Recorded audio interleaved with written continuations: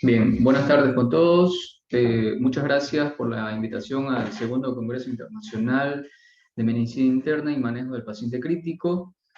Soy el doctor Jorge Zambrano, neumólogo, broncoscopista. El día de hoy me toca hablar sobre ventilación mecánica no invasiva en patologías obstructivas, tanto en la forma aguda o los pacientes que tienen una forma de presentación crónica agudizada, ¿sí?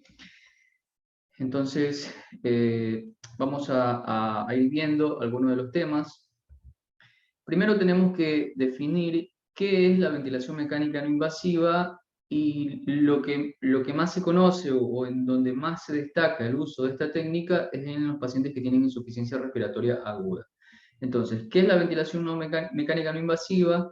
Es un tipo de soporte respiratorio en el cual al paciente se le da presiones de aire a través de una máscara que está colocada en la cara. Esta máscara puede ser solamente nasal o oronasal, y a través de esa presión que uno le otorga al paciente, el paciente puede responder bien ante ciertas situaciones que lo hayan llevado a la insuficiencia respiratoria, ¿no? La ventilación mecánica no invasiva, básicamente tenemos dos modos que son los más comunes o los más utilizados. Uno es el CPAP, que es la presión continua o la presión positiva continua en la vía aérea. Acá no se diferencia si es en la inspiración o en la expiración, simplemente se le da presión continua al paciente. Generalmente este es un soporte o es un tipo de ventilación mecánica no invasiva que se la utiliza mucho en los pacientes que tienen trastornos del sueño, en los pacientes que tienen apneas obstructivas del sueño.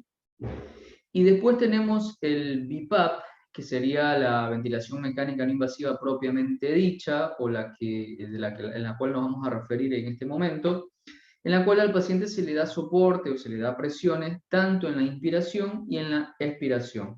Las presiones que se otorgan en la inspiración van a ser la IPAP, presión positiva en la inspiración, y la EPAP son las presiones positivas durante la expiración. Esto nos va a dar como resultado una presión de soporte, ¿sí? Que sería la presión de soporte que generalmente uno usa o se conoce y se habla mucho en la ventilación mecánica invasiva, ¿no? La única diferencia con la no invasiva es que acá el paciente va a estar despierto, obviamente no está sedado, no está intubado, sino que la interfase va a ser una máscara, como podemos ver en la foto, y se le otorga a través de esta máscara presiones al paciente, ¿no? Uno podría decir que la ventilación mecánica no invasiva es un puente hacia la ventilación mecánica invasiva en los pacientes que no responden, o es un soporte para evitar que el paciente llegue a la ventilación mecánica invasiva, ¿no?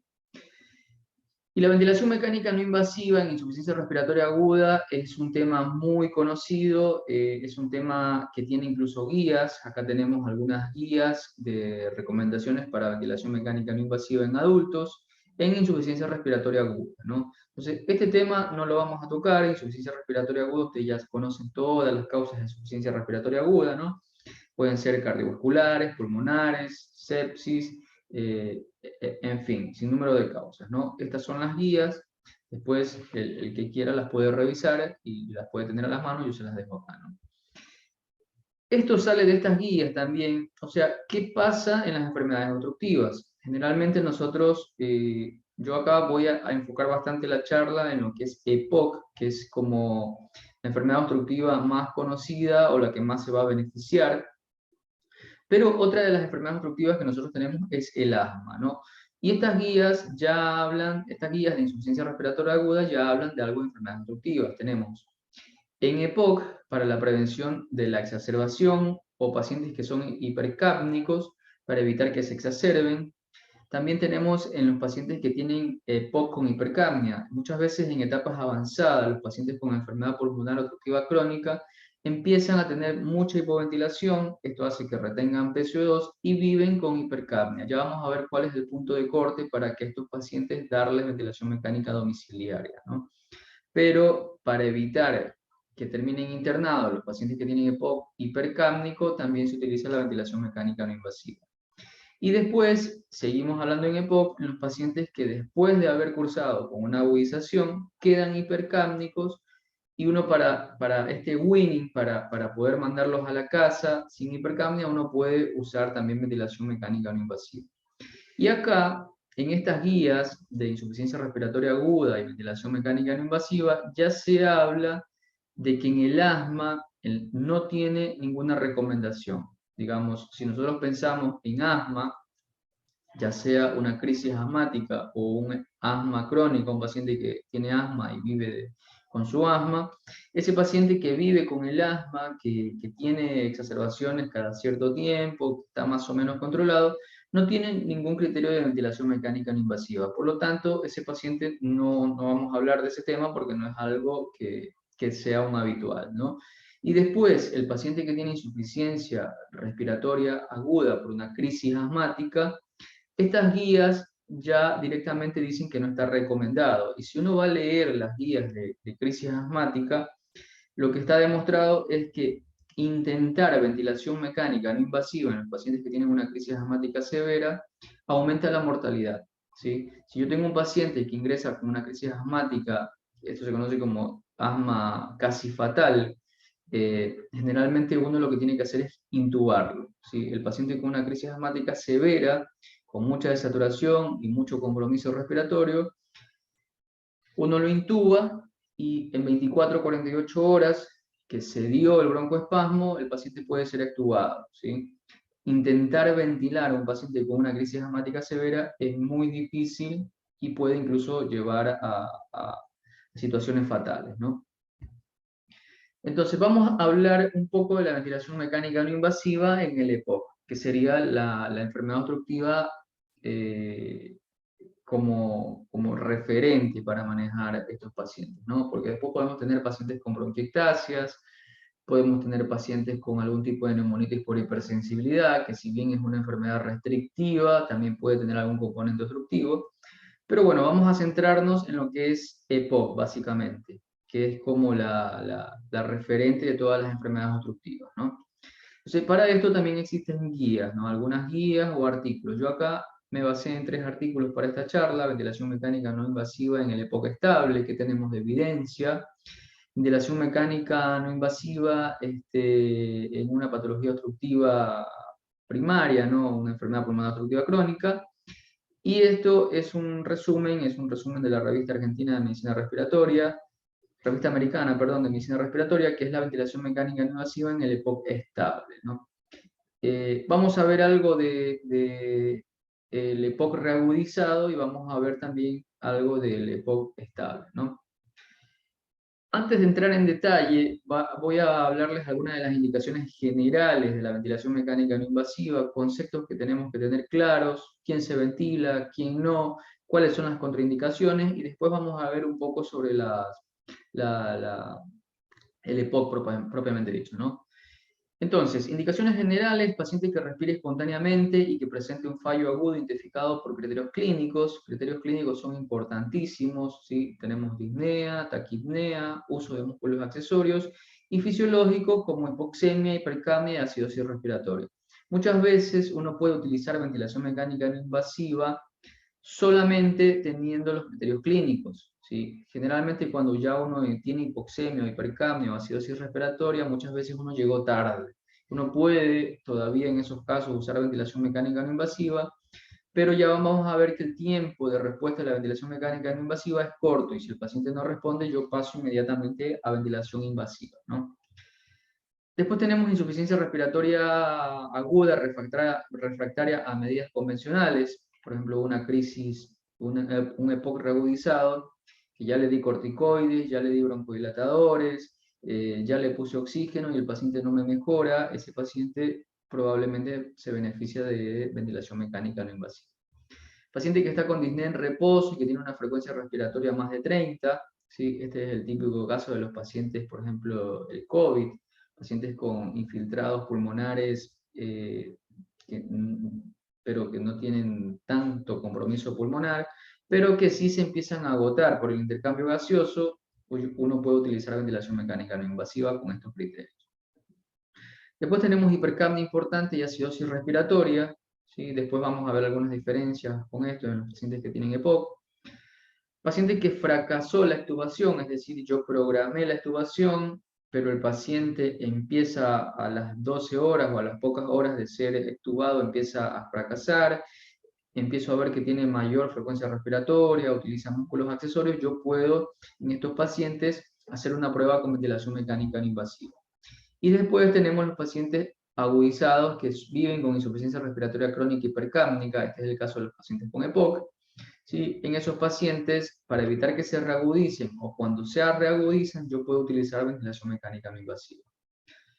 Después, algunas indicaciones específicas, tenemos la insuficiencia respiratoria aguda o crónica hipercápnica agudizada con acidosis respiratoria. ¿Sí? ¿Qué es esto? Esto es el paciente que tiene EPOC, que tiene EPOC avanzado, por ejemplo, un paciente que fumó mucho, que tiene enfisema, que le hacemos una espirometría y tiene una obstrucción muy severa, y que vive con eso, ¿no? Llegará un momento, como la enfermedad es evolutiva y es progresiva, ¿no? Va a ir deteriorando su capacidad funcional, en algún momento empieza a retener PCO2, empieza a tener PCO2 de 46, 48, 50, ¿sí? Pero el paciente tiene un buen intercambio gaseoso, o empieza a utilizar oxígeno, pero la hipercapnia se mantiene entre 50, 52, es decir, no rebasa los 55 y tiene un pH estable. Ese es un paciente que tiene insuficiencia respiratoria crónica hipercápnica y que no necesita todavía ventilación mecánica invasiva, no invasiva, perdón. Entonces, cuando ese paciente se reagudiza, yo sé que se reagudizó porque aumentó la expectoración, aumenté la disnea, ¿sí? Y probablemente empieza a tener acidosis metabólica con aumento de la PCO2. Ese paciente es un paciente que responde bien a la ventilación no invasiva. Después se puede considerar el uso en pacientes con insuficiencia respiratoria hipercápnica sin acidosis, pero que tienen altas necesidades de oxígeno. Es el mismo paciente anterior, pero que ya empezó a necesitar oxígeno y que la dosis de oxígeno es mayor al 28%. ¿Sí?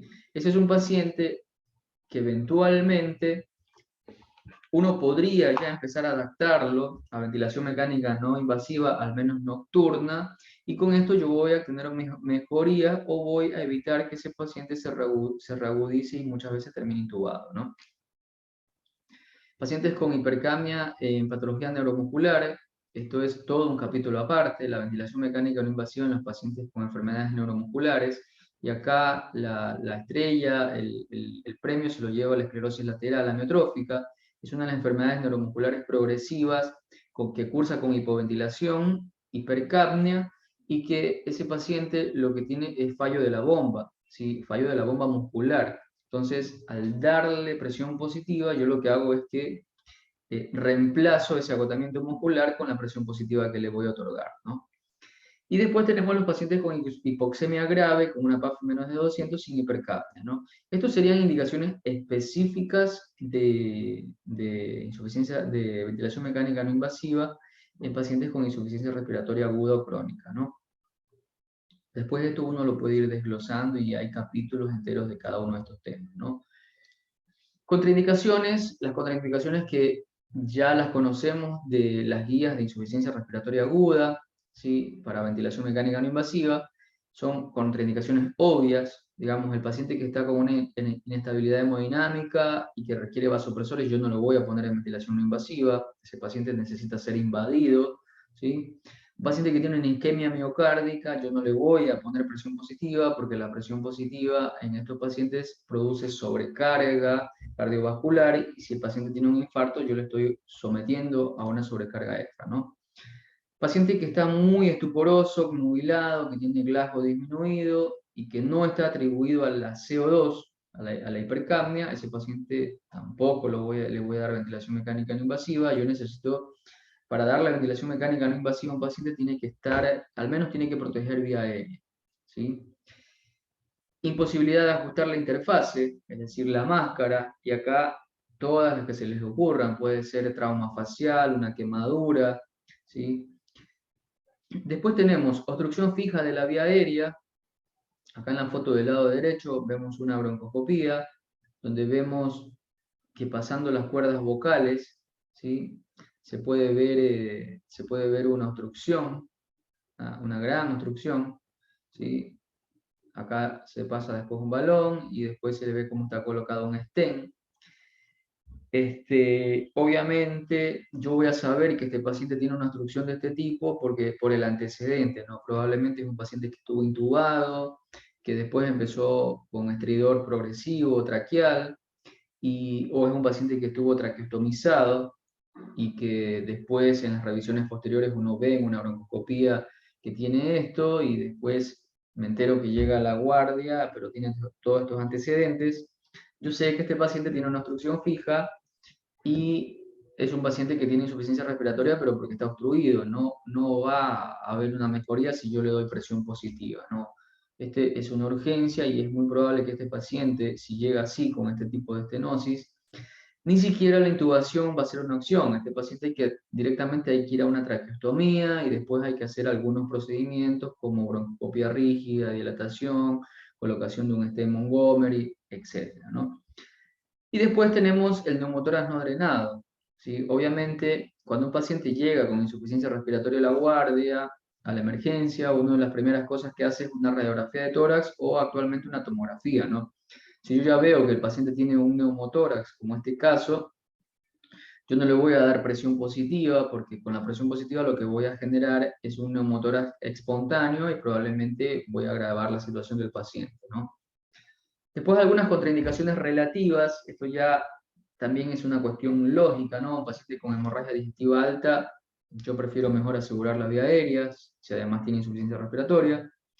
Paciente con una cirugía esofágica o gástrica reciente, yo no le voy a dar ventilación mecánica no invasiva. Paciente que tiene muchas secreciones y que no puede manejar sus secreciones, si el paciente está con demasiadas secreciones y tiene una máscara acá y tiene que sacársela para estar eliminando secreciones, lo que yo voy a hacer es que pierda la presión positiva que le estoy dando y voy a retroceder en cada uno de esos eventos. Y después, una relativa también es el pH menos de 720 en un EPOC reagudizado. ¿Esta por qué es relativa? Porque muchas veces estos pacientes son pacientes que toleran bien la acidosis, ¿sí? Yo tengo mi paciente con 720, probablemente lo tengo bastante bien, o sea, relativamente bien. Y es muy probable que si yo hago una prueba con ventilación invasiva, este paciente pueda mejorar, ¿sí? Pero si no mejora, intubación, ¿no? No se retrasa tampoco. Después, indicaciones por patología, tenemos insuficiencia respiratoria hipercápnica e insuficiencia respiratoria hipoxémica, ¿no? En insuficiencia respiratoria hipoxémica estamos hablando de insuficiencia respiratoria aguda, ¿sí? Que es la que generalmente cursa con hipoxemia. Y acá tenemos el síndrome de estrés respiratorio y el edema agudo de pulmón. Y en insuficiencia respiratoria hipercápnica generalmente son enfermedades pulmonares crónicas que llevan a hipoventilación, a trastornos del intercambio gaseoso, que son pacientes que probablemente ya viven con hipercapnia nocturna. Yo me puedo dar cuenta que el paciente tiene hipercapnia nocturna porque si le hago una gasometría tiene aumento del bicarbonato, pero la PCO2 tal vez está alrededor de 45, dentro de los rangos normales, pero el bicarbonato aumentado. En un paciente con EPOC y que además, por ejemplo, tiene obesidad y ronca, yo en ese paciente puedo pensar en hipercapnia nocturna, ¿sí? Recordemos que el paciente, la PCO2 se barre rápidamente. Si yo le hago unos gases a este paciente apenas se levanta, la hiperventilación va a hacer que la PCO2 barra, ¿no? Disminuya, ¿no? Entonces, hipercapnia, enfermedades obstructivas. Acá sacamos el asma nuevamente. El asma no produce hipercapnia. Si es una enfermedad obstructiva, no debería tener que producir hipercapnia. Y tampoco es una opción la ventilación mecánica no invasiva en estos pacientes. Uno puede probar, ¿sí? Pero no es la primera opción. Después tenemos enfermedades restrictivas, generalmente enfermedades extrapulmonares, enfermedades restrictivas extrapulmonares, todas las enfermedades neuromusculares, ¿sí?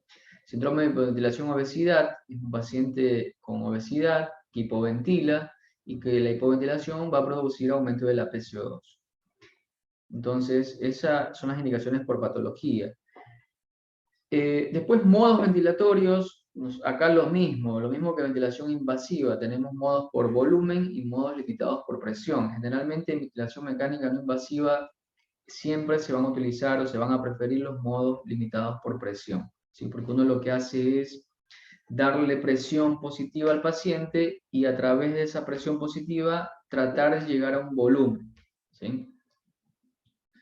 Este es alguno de los respiradores que todo el mundo quisiera tener, o que todos quisiéramos tener en nuestro centro, ¿sí? Este es un Stellar, un respirador que da altas presiones, que tiene varios modos ventilatorios, tiene una sola rama, ¿sí? Tiene una tarjeta de lectura, tiene un puerto de oxígeno, ¿sí? Es un respirador que me sirve porque una cosa que hay que tener en cuenta sobre estos ventiladores de respiradores portátiles es que no todos tienen puerto de oxígeno, ¿sí? Entonces, si tiene puerto de oxígeno es un respirador que me sirve para pacientes agudos también. Y cuando empiezan a desaturar y no mejoran con las presiones, le pongo oxígeno, ¿no? El modo que generalmente se usa es un asistido controlado, ¿sí? Es un modo en el que el paciente marca su propia frecuencia y el paciente activa el trigger, ¿no? El trigger es la sensibilidad, el disparo, ¿no? ¿Qué programo en estos respiradores? Como ya les dije, en la ventilación mecánica no invasiva, el modo, siempre nos vamos a estar refiriendo a BiPAP, un doble soporte, tanto en la inspiración como en la expiración. Entonces se programa el IPAP, que es la presión en la inspiración, se programa la EPAP, que es la presión en la expiración, y la resta entre IPAP y EPAP me da la presión soporte, ¿no? Después tengo una frecuencia respiratoria de seguridad que tengo que establecer. Si el paciente deja de respirar por debajo de esa frecuencia respiratoria, el respirador va a activarse. Después tengo que dar un tiempo expiratorio mínimo y un tiempo expiratorio máximo, teniendo en cuenta que la relación es que el tiempo inspiratorio mínimo, el tiempo inspiratorio sea más corto que el tiempo expiratorio, porque es una enfermedad obstructiva que generalmente tiene atrapamiento aéreo, entonces lo que yo tengo que hacer es tratar de eliminar ese exceso de atrapamiento aéreo. Y después otra cosa que se programa es el trigger, que es la sensibilidad, ¿no? Acá hay que ponerlo siempre la mayor sensibilidad. Y este trigger puede variar de un respirador a otro, puede ser leve, moderado, severo, 1, 2, 3, eso es muy variable, uno tiene que saber cuál es el rango de mayor sensibilidad, ¿no?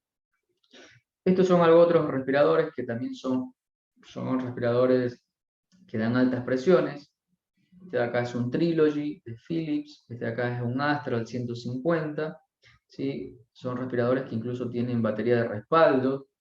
Este Astral 150 es un respirador que tiene doble rama, ¿sí? Podría funcionar tranquilamente dentro de una terapia intensiva, ¿sí? Al tener doble rama, eso ya lo vamos a ver, pero quiere decir que una rama es para la inspiración, una rama me refiero a la tubuladura, por un lado entra el aire y por el otro lado sale el aire. Alguna programación básica, ¿no? Todavía no estamos viendo el tema de POC, estamos viendo generalidades de ventilación mecánica no invasiva. Ventilación mecánica no invasiva, digamos, es un tema que requiere mucha paciencia.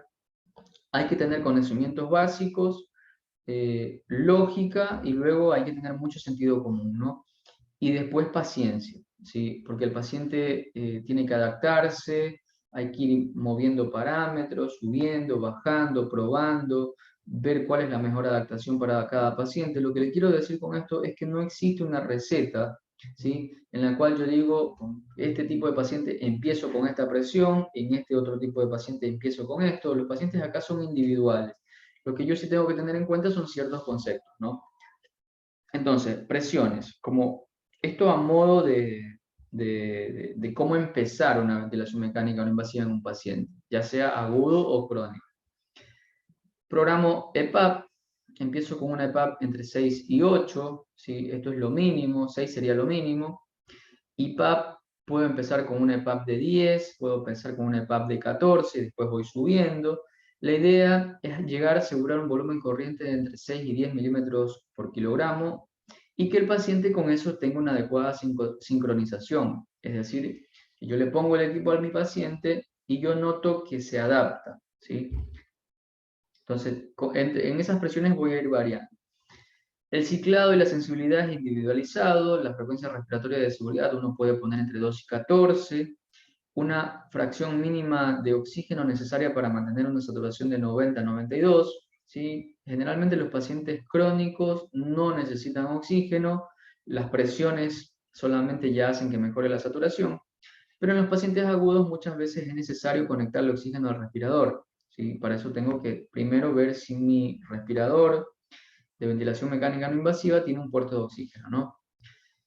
Una vez que yo puse esta programación básica, tengo que controlar, ¿sí? No es de que yo le coloco el ventilador a mi paciente, lo dejo y me olvido, no. Tengo que controlar una gasometría a la 1, a las 2 horas. Obviamente tiene que estar con una saturación y si tengo un capnógrafo, mejor. El capnógrafo sería de idealmente un transcutáneo, que es mucho mejor. Y después, bueno, en los pacientes agudos, esto es muy variable, ¿no? Las primeras 24 horas, si el paciente lo tolera bien, yo puedo hacer pausas de 2 horas, ¿sí? En las primeras 24 horas, como para que coma, tome algo de líquido y luego lo conecto de nuevo, ¿no? Si a las 72 horas de estar ventilado el paciente tolera 12 horas sin acidosis, se puede suspender la BNI. Pero esto va a ser muy variable. Esto es entre paciente y paciente. Yo puedo tener un paciente 5 días, le suspendo la BNI para probar y veo que mi paciente no mejora. Actualmente uno puede intercalar la terapia de ventilación mecánica no invasiva con alto flujo. Eso es algo, el alto flujo vino para quedarse y es algo que también nos sirve muchísimo. Yo, en los momentos que desconecto a mi paciente de ventilación no invasiva, lo coloco en alto flujo y así no pierdo no es que le doy presión positiva con el alto flujo. El alto flujo te da un EPAP de 4, que no es nada, pero te da alto flujo de oxígeno, entonces hace que el paciente pueda tolerar más tiempo sin la ventilación invasiva, ¿no? Y en pacientes que yo veo que mi paciente ya está más o menos estable, pero que sigue teniendo hipercapnia y que tiene, por ejemplo, una enfermedad obstructiva crónica como el EPOC y no mejora, tal vez yo ahí empiezo a considerar si este paciente no se beneficiaría de ventilación mecánica domiciliaria, ¿sí? Otra cosa importante, a modo de generalidades, que yo tengo que tener en la ventilación mecánica no invasiva es la toma de decisiones. Yo tengo que saber, y esto es algo que tiene que pasar, digamos, yo puedo tener a ese paciente en la guardia, en la emergencia, y yo cumplí mi guardia de 24 horas, y yo tengo que a mi compañero que sigue pasarle cuáles son las decisiones que se va a tomar con este paciente. Yo puedo tener 3 tomas de decisiones. Una, paciente lo coloqué en BNI, pero si fracasa, lo tengo que intubar y colocar en ventilación mecánica. ¿Sí? Es un paciente, quizás es un paciente joven, es un paciente con pocas comorbilidades y que hay que hacer todo por él, ¿no? Entonces, puedo probar con ventilación mecánica invasiva, no mejoró, lo intubo. Después tengo el paciente que si el BNI fracasa, no continúa ventilación mecánica invasiva. Esto tiene que estar claro, porque luego yo lo intubo a ese paciente porque no tenía conocimiento y era un paciente que estaba con limitación terapéutica, por ejemplo. Y después tengo el uso de la ventilación mecánica no invasiva como tratamiento paliativo. Estoy en pacientes con enfermedades respiratorias, oncológicas, crónicos, que yo sé que si ese paciente lo intubo, lo que voy a hacer es prolongarle el sufrimiento. Entonces, también se puede utilizar como paliativo, ¿no? Todo esto siempre dentro del marco familiar y que todo esté siempre bien charlado, ¿no? Ahora sí, hablando netamente de ventilación mecánica no invasiva en EPOC, tenemos estas 4 situaciones. Ventilación mecánica no invasiva en el paciente con EPOC sin hipercapnia, pero que reagudiza, ¿sí? Es decir, tiene fiebre, tiene aumento de la expectoración, tiene disnea, tiene desaturación, ¿sí? En ese paciente yo puedo hacer ventilación mecánica no invasiva. Después tenemos el EPOC post-reagudizado, es decir, el paciente se reagudizó, pudo haber estado ventilado o no, pero después de la reagudización quedó con hipercapnia, por ejemplo. Ese paciente probablemente también requiera ventilación no invasiva, o yo puedo probar. Después tenemos el EPOC estable, el paciente que vive en su casa, que tiene una disnea clase funcional 2-3, que utiliza oxígeno, que una vez al año se reagudiza y que vive con hipercapnia, pero que no tiene acidosis todavía, o empieza a tener ligera disminución del pH. Ese es un paciente que también hay que tener en cuenta que puede ser un paciente que se va a beneficiar de ventilación mecánica no invasiva. Y después tenemos la ventilación mecánica no invasiva en el paciente con EPOC que está en un programa de rehabilitación, ¿sí?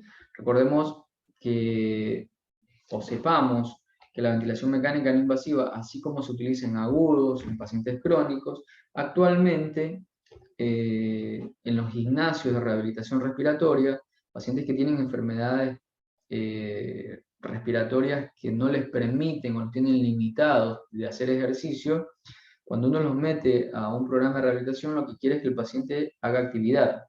Si el paciente no puede porque se cansa, se agota, tiene desaturaciones, uno puede probar en estos pacientes ventilación mecánica no invasiva. Bien, entonces, ventilación mecánica no invasiva en el EPOC agudizado, ¿sí? Tenemos que la ventilación mecánica no invasiva en estos pacientes es un tratamiento de primera línea, especialmente cuando se presenta con insuficiencia respiratoria hipercápnica y acidosis, y no mejora con el tratamiento convencional de la agudización, ¿no? Tratamiento convencional, oxígeno, broncodilatadores, ¿sí? Corticoides. Se ha demostrado que hay una reducción del 50 al 60% en el riesgo de fracaso de tratamiento utilizando ventilación no invasiva y que también disminuye la intubación traqueal y la mortalidad por agudización, ¿sí? Cuando los pacientes son tratados agudamente con ventilación no invasiva, ¿sí? Entonces la ventilación mecánica no invasiva sería como un puente para evitar que estos pacientes terminen intubados y, como sabemos, la intubación aumenta la mortalidad, ¿no? Por otro lado, estos pacientes viven con sed de aire, es decir, yo intubo a un paciente con enfermedad pulmonar obstructiva crónica y ese paciente entra en un confort que muchas veces luego es difícil de extubarlo, ¿no? Ahora, ¿qué es lo que pasa con un paciente con EPOC, que vive con EPOC y que está estable, ¿no? Tiene su enfermedad estable? Durante una exacerbación, durante una reagudización, ese paciente va a tener una es probable que este paciente ya tenga hiperinsuflación pulmonar dinámica, ¿sí? Durante el ejercicio, ¿sí? ¿Qué quiere decir esto? La hiperinsuflación dinámica. Imaginémonos en un paciente sano, esto es volumen corriente, ¿sí? Volumen corriente, entro y saco el aire, es decir, lo mismo que inspiro, saco, ¿sí? Si entro 500 mililitros, saco 500 mililitros. Durante el ejercicio, el volumen corriente aumenta, obviamente. Aumenta, no sé, 1200, ¿sí? Y saco 1200, como podemos ver en el gráfico de arriba, paciente sano. Aumenta volumen corriente, y el volumen residual se mantiene igual, no se atrapa. Lo mismo que entra, sale, ¿sí? Eso circula. Eso es lo que pasa en el ejercicio. Ahora, ¿qué pasa en un paciente que tiene POC? Se produce hiperinsuflación dinámica, ¿sí? Cuando el paciente comienza a agitarse, aumenta un poquito el volumen corriente, pero si el paciente respiró 1000 mililitros, exhaló o sacó de esos 1000 unos 800 y va atrapando 200. Eso con cada respiración, ¿sí? Esos 200 se van quedando atrapados, se van quedando atrapados, se van quedando atrapados, y el pulmón, que se comporta como un globo, empieza a inflarse, inflarse, inflarse, y después es difícil que el paciente siga respirando porque tiene el pulmón tan lleno de aire que no le permite entrar más aire, ¿sí? Y como podemos ver en el gráfico de abajo, lo que vemos es que aumenta el volumen residual, ¿sí? Y esto se conoce como atrapamiento aéreo, ¿sí? Esto que pasa en el época estable durante el ejercicio es lo mismo que pasa en una exacerbación.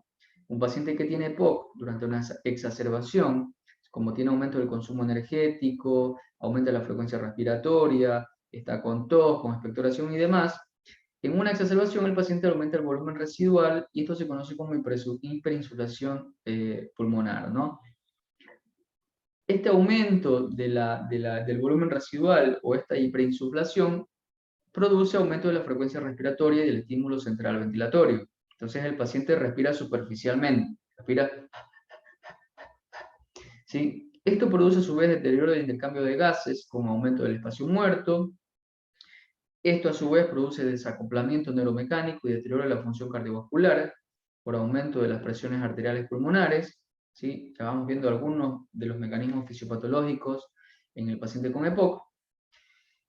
Este atrapamiento aéreo, esta hiperinsuflación, además produce que este diafragma, que regularmente es cóncavo, ¿sí?, para poder contraerse, se aplana, ¿sí?, porque el pulmón está totalmente lleno de aire. Y como no puede sacar el aire, el diafragma se aplana. Al aplanarse, se acortan las fibras musculares y disminuye la distendibilidad, disminuye la contracción muscular también. Esto se conoce como presión positiva intrínseca al final de la expiración, es lo que conocemos como autopip, ¿sí? Esta autopip o este aumento de esta presión produce que ese paciente empiece a tener respiración anormal, utilice músculos accesorios, respiración paradójica, ¿sí? Todo esto da aumento del trabajo respiratorio, disminución de la potencia muscular ventilatoria, ¿sí?, hipoventilación, disminución del pH, y el paciente generalmente termina con fracaso respiratorio e intubación, ¿no? Entonces tenemos paciente que reagudiza, broncoespasmo, obstrucción, hiperinsuflación, autopip, aplanamiento del diafragma, fatiga de músculos respiratorios, disminución de ventilación alveolar, hipoventilación alveolar, aumento de la PCO2, acidosis respiratoria, encefalopatía hipercápnica, estupor, insuficiencia respiratoria, intubación, ventilación mecánica y muerte, ¿no? Entonces aquí es donde entra la ventilación mecánica no invasiva, ¿sí?, antes de que se produzca encefalopatía hipercápnica, para tratar de mejorar la ventilación alveolar, darle algo de descanso a los músculos respiratorios, mientras va pasando la reagudización de este paciente. Ahora, esto es una ventana de oportunidad, es lo que se conoce como ventana de oportunidad, donde uno le da una oportunidad a la ventilación mecánica no invasiva en el paciente agudo, pero que si yo veo que mi paciente no mejora, no está mejorando y está progresando, lastimosamente tengo que terminar en ventilación mecánica invasiva, ¿sí? La ventilación mecánica no invasiva lo que va a tratar es de disminuir la hiperinsuflación, contrabalancear esa autopip, disminuir la obstrucción porque va a aumentar la presión, darle descarga o descanso a los músculos respiratorios mientras el paciente va mejorando. Ahora, ¿cómo programo la ventilación en estos pacientes? Una de las cosas importantes acá es la máscara, ¿sí? En un paciente con EPOC reagudizado, la máscara es importante, generalmente siempre es oronasal, es una máscara que va a cubrir nariz y boca, ¿sí?, como el tipo de la derecha, ¿sí?, que está con los ojos cerrados, ¿sí?, una máscara oronasal que tenga buen sello, ¿sí? Esto es importante, el uso de la máscara. Si el paciente está agudizado, va a tener una respiración bucal con boca entreabierta. Si yo solamente le pongo presión por la nariz, esa presión se va a perder por la boca, entonces necesito que la presión sea doble, ¿sí? Otra cosa que tengo que diferenciar es que existen máscaras oronasales para ventilación mecánica no invasiva y existen otras máscaras oronasales como esta de acá, que es una total face, full face se llama esta máscara de acá, pero que no resiste muchas presiones. Esta máscara de acá se utiliza generalmente en pacientes con apneas obstructivas del sueño, ¿sí? Es una máscara que no va a resistir las presiones que yo necesito para darle a mi paciente con insuficiencia respiratoria aguda. Después es el modo, generalmente uno pone un modo ST, ¿sí?, con frecuencias respiratorias de seguridad entre 10 y 12, 12 y 14, eso lo puede ir uno analizando. El equipo de flujo es importante, uno puede tener un flujo con doble tubuladora o tubuladora simple, ¿sí? A esto me refiero. Si por ejemplo este Stellar tiene un solo tubo, ¿sí? Imaginémonos que por aquí va el tubo, en estas flechas el aire entra y uno dice, ¿por dónde sale el aire? No, tengo que tener una rama exhalatoria y estos equipos no la tienen. Entonces allí la interfase, esto de acá sería la máscara tiene que tener un puerto de salida, ¿sí?, por donde sale el gas exhalatorio, el CO2. Esto es importante que uno lo reconozca, porque muchas veces ha pasado que uno le pone ventilación mecánica no invasiva al paciente, pero la máscara no tiene puerto exhalatorio, entonces se produce rebreathing y yo me doy cuenta que mi paciente comienza a aumentar PCO2, aumentar PCO2, aumentar PCO2 y no mejora. Y no mejora es porque no tiene puerto exhalatorio. Y la otra opción que tengo es tener un respirador que tenga doble rama, ¿sí? Una rama para la inspiración y una rama para la expiración. Ahí no voy a tener ese problema de la acumulación de CO2. Pero sí tengo que fijarme que la máscara en este caso no tiene que tener puerto exhalatorio, ¿sí? Ese es un concepto importante y es un concepto que uno se equivoca mucho al principio, ¿no? Después, presiones para titular al paciente. El IPAP, generalmente empezamos como vimos anteriormente, con presiones bajas, 12, 14, y voy subiendo. Puedo subir hasta 21, 22, ¿sí? Ya esto sería ventilación de alta intensidad. Uno va titulando la IPAP conforme a la disminución del trabajo ventilatorio y la corrección gasométrica, ¿sí? Por eso, al inicio yo le decía que la ventilación mecánica no invasiva requiere conceptos básicos y paciencia, ¿sí? Yo tengo que ponerme al lado del paciente, ir subiendo poco a poco parámetros y ver si se adapta, si lo tolera y si a su vez revierte algo del problema, ¿no? Después el EPAP, generalmente uno comienza con 6, ¿sí? Si es un paciente con EPOC, generalmente ya empiezo con más de 4, comienzo con 6. Y si además el paciente tiene antecedentes respiratorios de ronquidos y el familiar te dice que hace episodios de apneas, yo también considero que ese paciente puede tener apneas obstructivas y probablemente ahí uno va subiendo la EPAP, ¿sí? Para evitar vencer estas apneas, ¿no? Después la FiO2, como vimos, lo necesario para mantener más de 90. Los tiempos inspiratorios, generalmente uno tiene que tener tiempos expiratorios largos para favorecer el vaciamiento pulmonar. Y otra cosa es recomendable la modificación del aire inspirado. Ahora, ¿cuál es el pronóstico tras una agudización grave en pacientes con EPOC tratada con ventilación mecánica no invasiva? Un 66% de estos pacientes pueden tener una nueva hospitalización al año, ¿sí? Es decir, que después de una primera exacerbación con requerimientos de ventilación invasiva, es probable que el 66% de estos pacientes vuelvan a estar internados, ¿sí? Y vuelvan a requerir ventilación mecánica no invasiva o incluso intubación. ¿Qué determina esto? Está determinado por la peor grado de obstrucción, ¿sí? El volumen expiratorio forzado en una espirometría, a mayor obstrucción o a peor volumen expiratorio forzado, y el tiempo de la estancia hospitalaria que tuvieron va a determinar que se interne en el próximo año.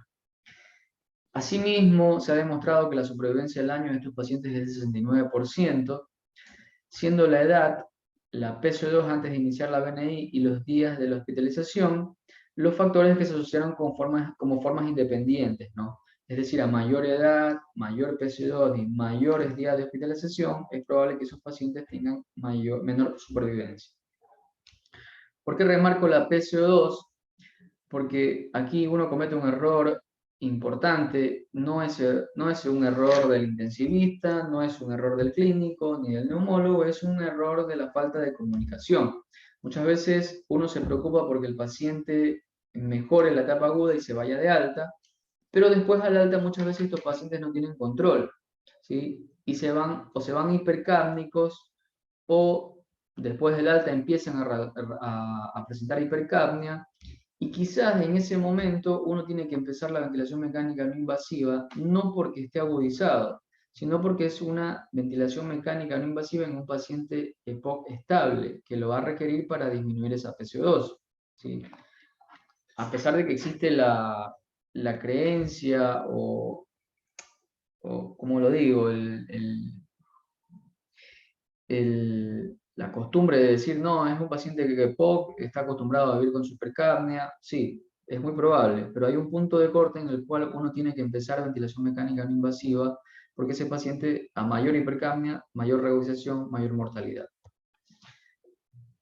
Entonces, técnicas de ventilación en el paciente agudo, 3 premisas importantes, ¿sí? Que el paciente colabore, si el paciente no me colabora, imposible. Estamos ante una situación de urgencia, pero no de emergencia, ¿sí? Muchas veces estos pacientes me dan tiempo para actuar, me dan tiempo para probar la ventilación mecánica no invasiva. Y otra cosa importante que es muy, muy necesario monitorizar los efectos de la ventilación. Algo básico, pulso oxímetro, gases arteriales y capnografía. ¿sí? Pasos a seguir: siempre posición adecuada de la máscara, elegir una buena máscara, que sea oronasal, mostrársela al paciente, colocársela sin arnés y con el respirador apagado para que el paciente entienda qué es lo que va a recibir, que lo acepte. Segundo paso, prender el respirador con los parámetros iniciales para que se adapte, sin todavía fijar la máscara. Después colocar la máscara con el arnés, prender el respirador, ver si no hay fugas, ¿sí? Esto de las fugas es importante también. Y acá tenemos, por ejemplo, un paso a paso. Obviamente este es un paciente que es una paciente joven, probablemente será una enfermedad neuromuscular, no un EPOC, donde el paciente primero se le pone la máscara, uno prueba que la máscara le quede bien, que el paciente la acepte, que colabore. Después de colocarla, yo prendo el respirador, pongo algunos parámetros iniciales, el paciente sienta esa sensación de presión en la cara. Cuando ya más o menos se adaptó, recién ahí coloco el arnés, ¿sí? Una vez que coloco el arnés y pongo parámetros de comienzo en el BiPAP, ¿sí? Tengo que ir viendo la respuesta fisiológica, de posición, de músculos respiratorios y demás del paciente, ¿no? Parámetros de comienzo: puedo comenzar con IPAP de 8, ¿sí? Ya vimos que puedo subir hasta 21, 22, lo que me dé el respirador. EPAP de 4, generalmente si es un EPOC pongo un poquito más, 6, porque yo sé que ese paciente va a tener autopip. Oxígeno va a depender, ¿sí? Generalmente la idea es que sature más de 90. Una vez que puse parámetros básicos, me quedo al lado del paciente, como está haciendo acá este médico, y empiezo a ver su respuesta, ¿no? Veo oxigenación, veo que el paciente tolere la máscara, que no haya fugas, la frecuencia respiratoria que disminuya el uso de músculos accesorios, ¿sí? Veo si hay una sincronía tóraco-abdominal, si hay respiración paradojal, ¿sí? Todo eso tengo que hacerlo al lado del paciente. No coloco la máscara y me voy con parámetros. Voy modificando parámetros. Esto de la fuga es importante, ¿sí? Muchas veces uno empieza a poner presiones muy elevadas y el paciente le fuga. Por ejemplo, pacientes con barba, la barba me puede producir fugas y yo le estoy dando presiones, veo que las presiones más o menos son las adecuadas, pero el paciente no mejora. Tengo que verificar si no hay fugas, ¿sí? Si hay fugas, selecciono mascarilla apropiada. Uno puede verlo esto directamente sintiendo las fugas, buscando las fugas, pero también las puede ver en el respirador, ¿no? Acá se van a ver las caídas del BT con altas presiones. Entonces, compruebo la mascarilla, la coloco adecuadamente, cambio el modo ventilatorio, ¿sí? Cambiar el ventilador si no compensa, los ventiladores tienen que compensar la fuga, si no compensa, trato de buscar otro ventilador, o cambiar parámetros, ¿no? Uno tiene que ir viendo por qué está fugando. Ajustes básicos. Ya le puse la máscara, puse parámetros iniciales, el paciente más o menos está adaptado. ¿Qué es lo siguiente que hago? Puedo seguir aumentando la IPAP. La IPAP se va aumentando de 2 en 2. ¿Hasta qué? Hasta obtener un volumen corriente superior a 7. Que la frecuencia respiratoria disminuya al menos de 30 o menos de 25. Que el paciente tenga menor disnea y que no use músculos accesorios. Es decir, yo empecé acá con 8 de IPAP, pero esa IPAP la voy aumentando. ¿Hasta cuándo? Hasta que el paciente tenga alguna de estas mejorías, ¿no? O todas, ¿sí? ¿Hasta cuánto puedo aumentar la IPAP? Hasta 14 y 20. ¿Sí? Después, si nosotros leemos ventilación mecánica no invasiva de alta intensidad, ¿sí? Podemos ver que incluso se ha visto que a mayores presiones los pacientes tienen menor mortalidad, menores exacerbaciones, ¿sí? El tema es que para dar altas presiones, muchas veces los pacientes necesitan un periodo de adaptación más prolongado, ¿no? Después, el otro parámetro que yo tengo que siempre estar modificando es la EPAP. Recuerden que empezamos con un 6, ¿sí? Uno puede ir aumentando también de 2 en 2 hasta que no haya inspiraciones fallidas, lo cual significa que la PIP extrínseca está compensada. Después, ajustes inmediatos. Digamos, eso es en el paciente, esto de acá es en el paciente que yo veo que está respondiendo bien, pero puedo tener el paciente que veo que no mejora. Si tiene hipoxemia, sigo aumentando la EPAP de 2 en 2. máximo hasta 12, o saturaciones mayores de 90. Hipercapnia, puedo seguir subiendo la IPAP para corregir la hipercapnia, puedo subir hasta 25. Si el paciente se desadapta, tiene contracciones de músculos accesorios, subo la IPAP. Si tiene contracción abdominal, bajo la IPAP. Si tiene inspiraciones fallidas, subo la IPAP para contrabalancear la autopip. Y si tiene volumen corriente bajo, verifico la fuga, ¿no? Este es otro equipo que también se puede usar. Después, preguntarle frecuentemente al paciente cómo se siente. Generalmente uno le pide al paciente que me diga cómo se siente, pero que me responda con las manos, ¿sí? Porque si él intenta hablar, va a sentir como una fuga entre la nariz y la boca y no es agradable. Generalmente uno tiene que hacer una gasometría a la hora de instalada la BNI, y si después de 2 horas no hay respuesta positiva clínica, uno ahí se plantea la ventilación mecánica, ¿no? Considero que mi paciente tuvo algo de mejoría y le doy más tiempo, o no está mejorando nada y decido intubarlo, ¿no? Y después tenemos algunos factores predictores de respuesta a la respuesta ventilatoria, ¿no? El éxito sería que mejore la PCO2, que no tenga acidosis después de 1 hora de haber utilizado el equipo, que tenga mejoría en la frecuencia respiratoria y que tenga buen nivel de conciencia. Después hay algunos predictores de fracasos, ¿sí? Paciente que tiene abundantes secreciones, que tiene una neumonía importante en una radiografía de tórax, que tenga un estado confuncional de conciencia o que tenga mal estado nutricional, ¿sí? Estos son algunos parámetros de fracaso, sin embargo yo igual puedo probar si mi paciente va a andar bien o no. Después, esto era en el paciente con EPOC agudizado, ¿no? Digamos, entendamos que esta es una clase con conceptos básicos, a grandes rasgos. Después existen talleres y cursos de ventilación mecánica no invasiva para lograr entender y poder manipular los equipos, ¿no? Entonces, en el paciente con BNI posagudizado, ¿sí?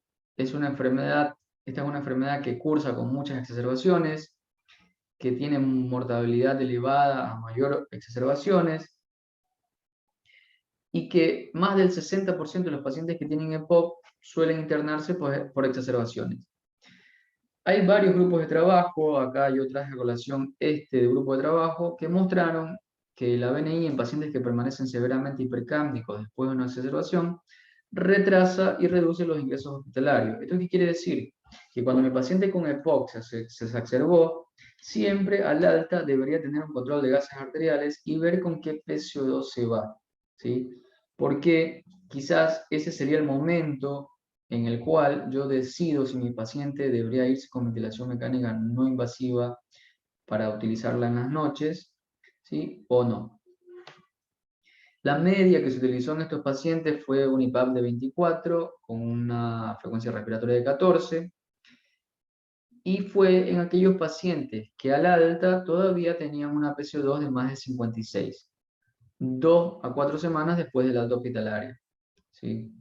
Entonces ahí van saliendo algunos parámetros o criterios para ventilación mecánica no invasiva en el EPOC estable. En el EPOC estable tenemos que una gran mayoría de estos pacientes desarrollan insuficiencia respiratoria hipercápnica crónica, se acostumbran a vivir con PCO2 elevada, y allí viene, pero ¿cuánto? ¿Hasta cuánto sería lo normal, lo esperable?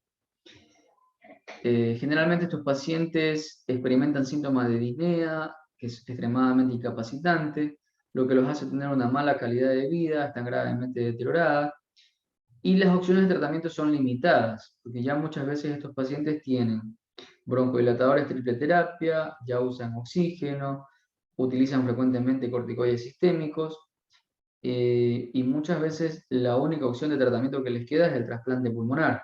Sí, lastimosamente no en todos los lugares hay trasplante pulmonar, y allí entraría en juego lo de la ventilación mecánica no invasiva, ¿no? Se ha demostrado que la ventilación mecánica no invasiva de alta intensidad ha demostrado beneficios importantes en el EPOC, en este tipo de EPOC. El tema, como mencioné anteriormente, es que la ventilación mecánica no invasiva de alta intensidad requiere centros especializados en ventilación no invasiva, la adaptación es más dificultosa porque las presiones son más elevadas y la tolerancia de los pacientes muchas veces no es muy buena.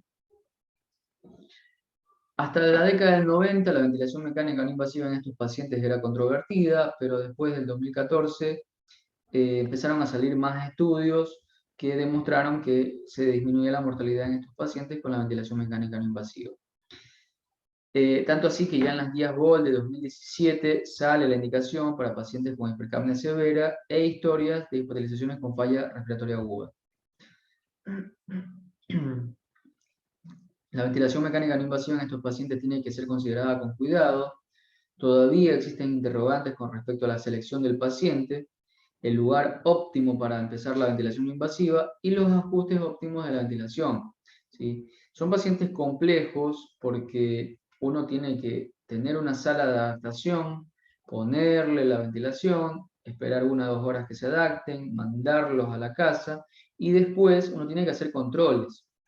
En el hospital donde yo hice ventilación mecánica no invasiva, que fue en Barcelona, en ese hospital, por ejemplo, tenían un servicio de ventilación mecánica no invasiva donde el paciente se identificaba que tenía criterios de utilización mecánica invasiva domiciliaria, se le otorgaba un equipo, se lo adaptaba, se lo controlaba en 15 días, pero en ese lapso que el paciente se iba a la casa entre ese primer día y los 15 días, tenía 2 visitas al domicilio por un enfermero capacitado en ventilación mecánica no invasiva. Es decir, el paciente se iba a su casa, pero rápidamente tenía 2 controles en el domicilio, ¿sí? Y muchas veces uno encontraba fallas desde colocación de la máscara, desde colocación del equipo, humidificación, una serie de fallas que hacía que el paciente convencional, nuestro paciente, el cual nosotros le ponemos y no lo vigila nuevo nunca nadie en casa, haga que el paciente rechace el equipo. Entonces, sí es un trabajo laborioso y que necesita bastante soporte. ¿Cuál es el fundamento fisiológico? ¿Por qué la ventilación mecánica no invasiva en el EPOC estable sirve? Porque produce reposo de la musculatura respiratoria, contrabalancea la carga elástico umbral y carga resistiva, lo que permite mejorar la eficiencia en el paciente durante la vigilia. Por eso se utiliza durante la noche. Corrección de la hipoventilación nocturna y reajuste de las quimiorreceptores centrales al mejorar la alcalosis metabólica y mejoría de la calidad del sueño, ¿sí? En este gráfico está explicado qué es lo que pasa con los pacientes con EPOC estables, ¿no?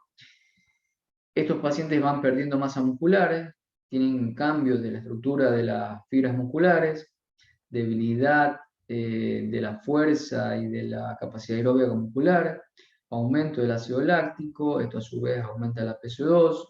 Por el otro lado, por el lado respiratorio, estos pacientes tienen hiperinsuflación y atrapamiento aéreo, lo cual aumenta el trabajo respiratorio. Todo esto produce disminución de la movilidad y desacondicionamiento. Con la ventilación mecánica no invasiva en este paciente severo POC4, GOL4, ¿qué es lo que hace la ventilación invasiva? Contrabalancear todo esto y poder darle una mejor calidad de vida a estos pacientes y probablemente revertir en algo algunos de estos daños, ¿no? Y así evitar las internaciones. Los pacientes con EPOC presentan mayor hipoxemia durante el sueño comparados con la vigilia, y las desaturaciones más graves se producen durante el sueño REM, aunque también aparecen durante el sueño no REM, ¿sí? Y generalmente se asocian a aumento de la PCO2, por aumento de la PCO2 por trastornos en la hipoventilación.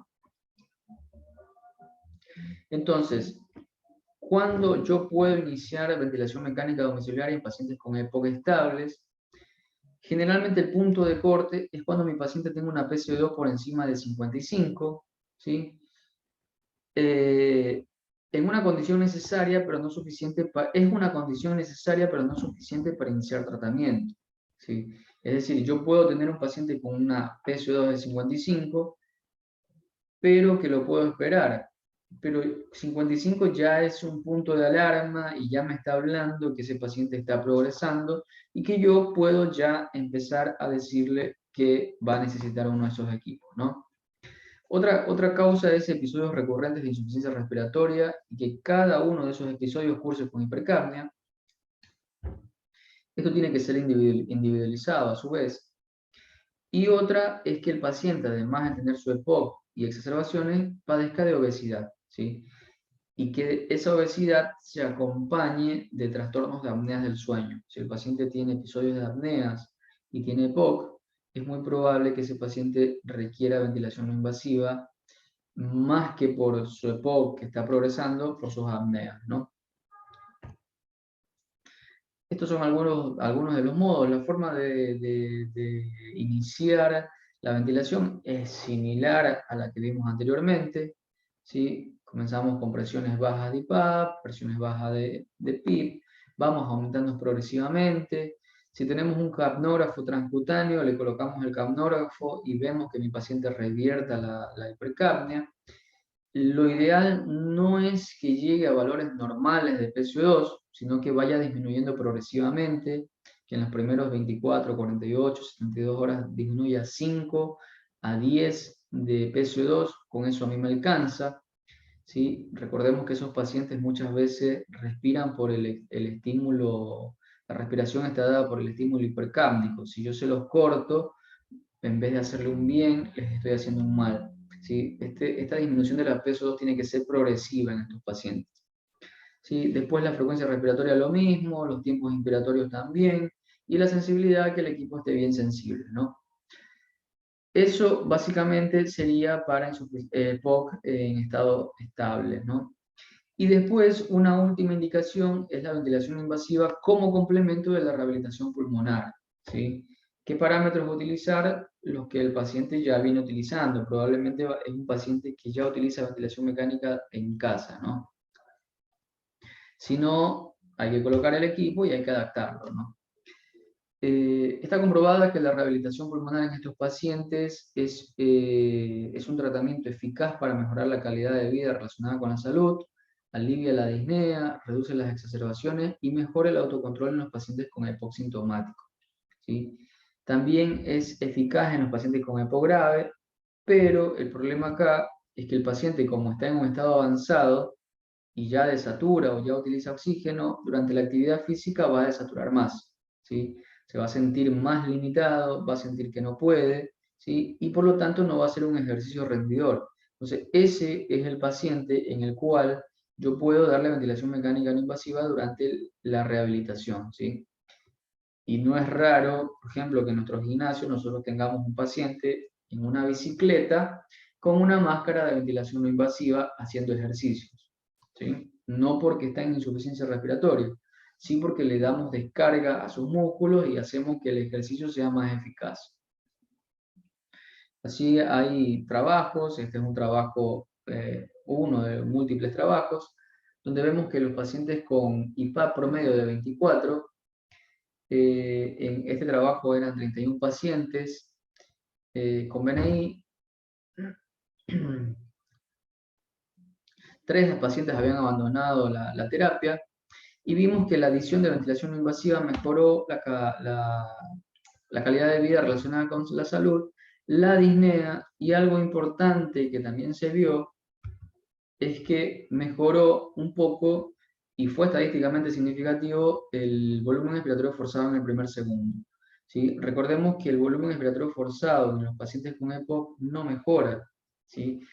El paciente tiene un grado de obstrucción, ese grado de obstrucción va a ir progresando, ¿sí? No va a mejorar. Sin embargo, acá en este trabajo vieron que hubo una pequeña mejoría con el uso de ventilación no invasiva durante la actividad física. Bien, ya para concluir, tenemos que los pacientes con EPOC que desarrollan hipercapnia mayor de 55 tienen mayor mortalidad, por lo tanto son aquellos pacientes que se beneficiarían de ventilación no invasiva domiciliaria. También los pacientes que tienen más de 3 exacerbaciones anuales tienen mayor mortalidad, son pacientes que uno debería tenerlos en la cabeza, que probablemente se beneficien de ventilación no invasiva. Otra cosa es que está demostrado que la ventilación invasiva logra beneficios en pacientes con EPOC, con hipercapnia persistente, con reducción de exacerbaciones, reducción de hospitalizaciones. corrección del estado ácido-base y mejoría en la calidad de vida. O sea que no es algo menor darles ventilación invasiva a estos pacientes. El control de la PC2 es un objetivo clave en ventilación invasiva de alta intensidad. Ha demostrado que ser un método eficaz para abordar a estos pacientes y evitar que terminen en ventilación mecánica prolongada. ¿Sí? Sin embargo, la ventilación mecánica no invasiva, si ya es un problema la ventilación mecánica no invasiva en los pacientes con EPOC estando estables, la ventilación de alta intensidad es aún más, ¿no? Porque requiere más tiempo de adaptación y requiere mayores controles. Bien, eso es lo que les quería compartir sobre ventilación mecánica no invasiva, específicamente en EPOC, ¿sí? Si tienen preguntas, yo ahí les dejo 2 mails a los cuales me pueden hacer preguntas. Y bueno, muchas gracias por la invitación nuevamente. Y estamos para ayudar en lo que sea.